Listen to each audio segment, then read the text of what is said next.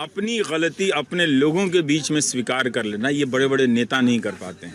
वो 50 चुनाव हार जाते हैं, तब ये किसी को इंटरव्यू में कोने किनारे में जाके कहते हैं कि हाँ बहुत किया है, हमको मोदी चाहिए। मोदी हमारा पति है। अच्छा बात नहीं है। महामूर्ख हो, पत्रकार हो कि क्या हो, मैं क्यों मानूंगा? चिट भी मेरा, पट भी मेरा, सिक्का मेरे बाप का, 16 फिल्म का सिक्का तुम्हारे पास ही है क्या? ये सब क्या देखना पड़ रहा है? अच्छा है मैं अंधा हूँ। मोदी जी वाला सिक्का है, नहीं बोल रहे तो दिमाग में आपकी तरह भूसा थोड़ा ना बैठा है। तो आपकी तरह मैं गोबर को चमरप्राश सुन तो ना यार। अरे मैं आपकी भाषा में जवाब दूंगा जब, तो आपको मिर्ची लग जाएगी, उछल जाओगे।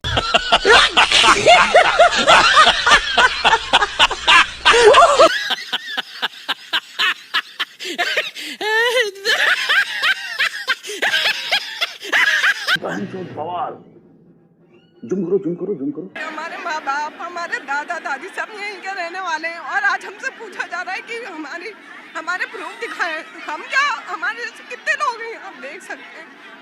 कितना दुख है कि हम भारत के रहने वाले, और हमसे कहा जा रहा है कि हम बताएं, हम प्रूफ दें कि हम भारत के हैं या नहीं है।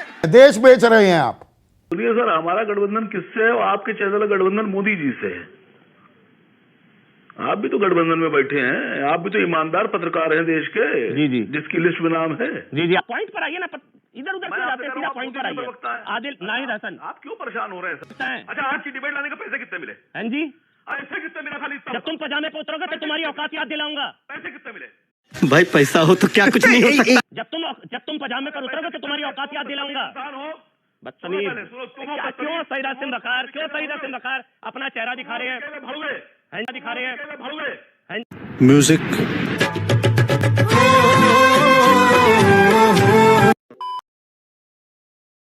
ये बात समझ में नहीं आ रही है, इस वजह से मेरा मैं आपको स्पष्ट रूप से कह रहा हूं कि विदेश मंत्री को चाइना की तरफ बात करनी चाहिए। चाइना से आज की डेट में लाल आंख मिला के बात करनी चाहिए। ये बड़ी अच्छी बात कही है। मैं आपको स्पष्ट रूप से कह रहा हूं कि विदेश मंत्री को चाइना की तरफ बात करनी चाहिए। चाइना से आज की डेट में लाल आंख मिला के बात करनी चाहिए। उस पर क्यों बात नहीं कर रही है भारत की सरकार? भारत का विदेश मंत्रालय क्यों सो रहा है? मेरे को जानता नहीं। और दूसरी बात, ये लोग भाजपा के लोग रटी रटाई बात क्यों करते हैं? भाई हमने तो आपसे परसों भी कहा था, चित्रा जी, दूसरे इनके प्रवक्ता थे, कि अगर कोई भी एमओयू में एक शब्द गलत हो, 1,35,00,000 के चंदे में कोई चीज गलत हो, हमें फांसी दे दो। उस चीजों को लेकर के आप भारत की सीमा को क्यों असुरक्षित करते हैं? क्या ये देश इसलिए आप बेच देंगे कि कांग्रेस पार्टी ने 1,35,00,000 रुपया लिया था? या देश आप इसलिए बेच देंगे चीन के हाथों, क्या नाम कि एमओयू कांग्रेस ने साइन कोई किया है? अरे कांग्रेस को फांसी दीजिए, जान दीजिए, फांसी दीजिए। हर कोई लेकिन जो देश की सुरक्षा है भैया, कांग्रेस में अगर बहुत, अरे आप बिकाऊ, आप तो टके के बिके हुए हो, अंग्रेजों के बिके हुए दलाल हो, 60 रुपए की पेंशन लेने वाले दलाल हो, मुस्लिम लीग के बिके हुए दलाल हो। आइए देखते हैं, मजा आएगा। मेरा नाम मुस्कान है। अच्छा, मेरा सवाल ये है कि 2014 से ही लोगों ने भारत जोड़ो फॉलो करना शुरू कर दिया था, लेकिन अब कांग्रेस कह रही है कि वो नया ये लेकर आ रही है। लेकिन जब कांग्रेस, सुनने में आया कि कांग्रेस नई आई है। कांग्रेस नई कैसे है? पहले वो आलू से सोना बनाती थी, अब वो आटे को लीटर में तोल रही है। मैं बस इतना पूछना चाहती हूँ कि कैसे हम भरोसा कर ले उन। ठीक है, अभी बताता है भाई, अभी बताता है, अभी किया ना, अभी बताता है। सबसे पहले तो बच्चों, व्हाट्सएप और फेसबुक की यूनिवर्सिटी के आगे वो यूनिवर्सिटीज हैं जहां आप पढ़ रहे हैं, थोड़ी सी इज्जत उनकी भी करिए। आलू सोना का जवाब सबसे पहले दूंगी। आलू डालो और सोना निकलेगा, ये भाषण मोदी जी ने दिया था। राहुल गांधी जी उसको कोट कर रहे थे। बीजेपी की आईटी सेल ने सेलेक्ट पोर्शन काटा और उसको वायरल कर दिया। असली भाषण मोदी जी ने दिया था, गुजरात में दिया था। आपकी जानकारी के लिए बता दूं। जुम करो। मजा आया। पहला सवाल, पहली बात तो थोड़ा सा व्हाट्सएप और फेसबुक की यूनिवर्सिटी से आगे अपनी किताबों की इज्जत करिए। दूसरा, यहां पर एक बात बोली गई कि जेएनयू वाले तो तोड़ते ही रहते हैं। हमारे विदेश मंत्री जयशंकर जी और हमारी वित्त मंत्री निर्मला सीतारमण जी दोनों ही जेएनयू के प्रोडक्ट्स हैं। दोनों ही का अल्मा माटर जेएनयू है। तो जो व्हाट्सएप पे आपको तोड़ने की बात बताई जाती है, उसके भी आगे थोड़ा देखिए। जेएनयू ने बड़े बड़े स्कॉलर्स पैदा किए हैं जिन्होंने इस देश का नाम बड़ा किया है, ऊंचा किया है। मेरा अपना मानना है कि ये दोनों लोग भी वहां के अच्छे स्कॉलर्स हैं, आज सार्वजनिक जीवन में है। जेएनयू का जिसने सवाल पूछा था, आपका जवाब ये है।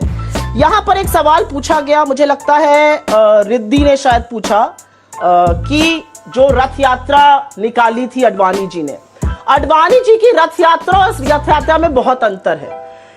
ये जो यात्रा है, ये रथ यात्रा से क्यों अंतर है वो मैं आपको समझा देती हूं। मेरा अपना मानना है, और अगर आप अपने चारों तरफ देख लीजिए, आज महंगाई से, बेरोजगारी से, गरीबी से, गुर्बत से लोगों का हौसला टूटा है। कल शाम को ह्यूमन डेवलपमेंट इंडेक्स की रिपोर्ट आई है, जिसमें हम 130 से 132वें स्थान पर चले गए। नेपाल, भूटान, चीन और बांग्लादेश के नीचे। ह्यूमन डेवलपमेंट इंडेक्स का मतलब है शिक्षा में, स्वास्थ्य में, स्टैंडर्ड ऑफ लिविंग में आप लगातार स्लिप कर रहे हैं, तो आंकड़े तो नहीं झुठला सकते। तो लोगों का हौसला टूटा है।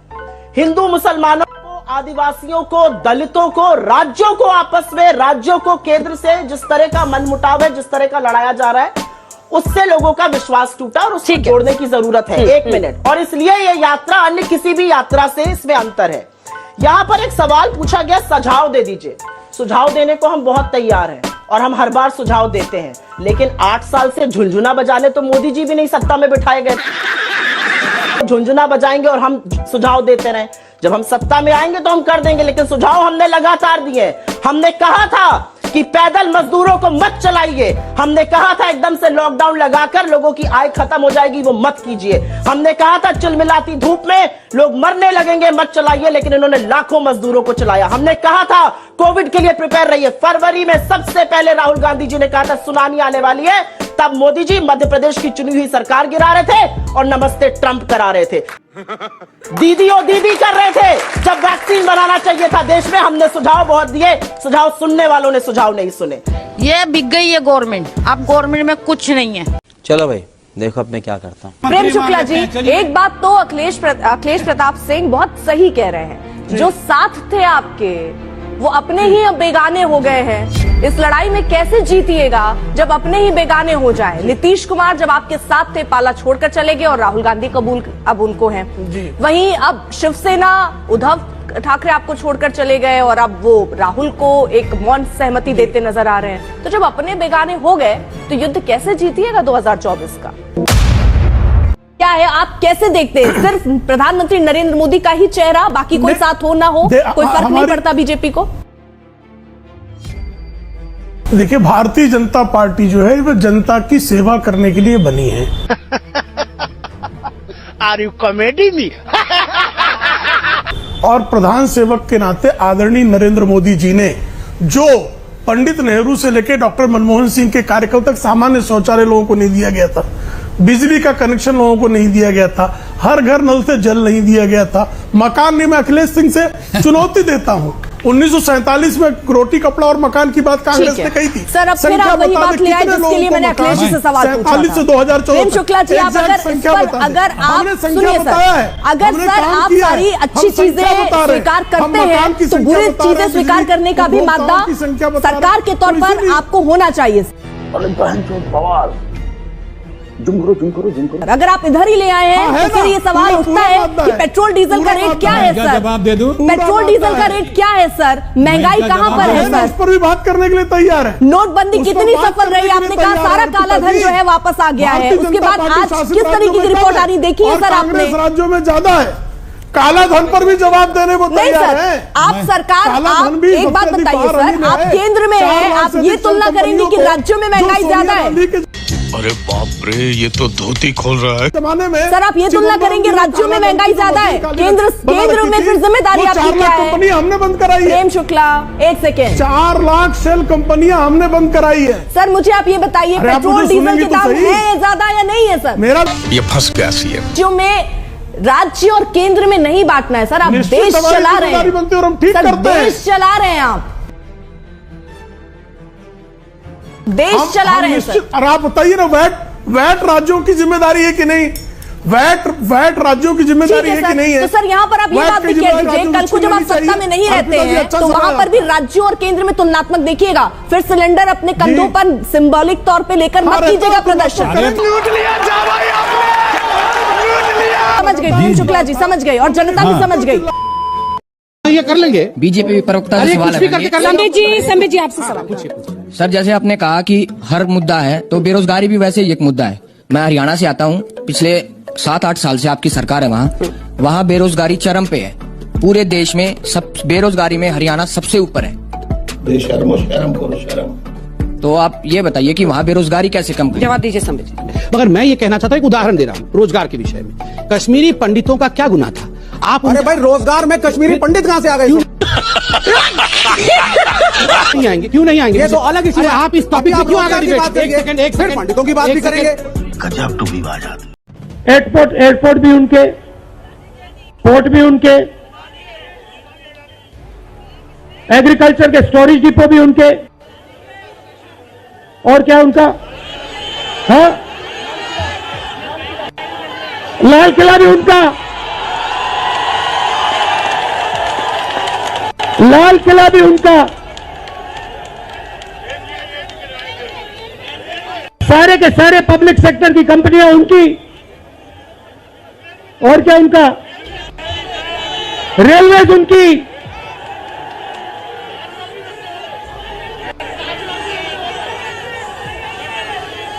अभी भाइयों और बहनों, ताजमहल भी चला जाएगा, तो सब कुछ उनका। तो ये देश की सच्चाई है। हाईवे भी उनके, सेलफोन भी उनके।